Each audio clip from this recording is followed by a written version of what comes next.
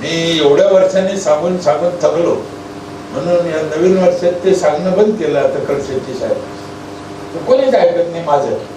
अहो सगळे म्हणते पण कोणीच ऐकत नाही. मग मी आता सांगणंच नको असं मी ठरवलं, ते सांगतच नाही. काय करू सांगा, लय अवघड. दुसऱ्यावर चढायचं नाही.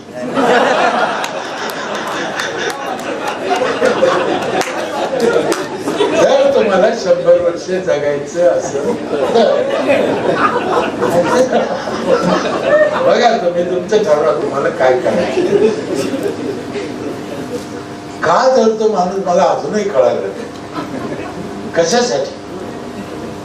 हे ब्रह्मांड एवढं मोठं आहे, याचा अंत कुणालाच नाहीये.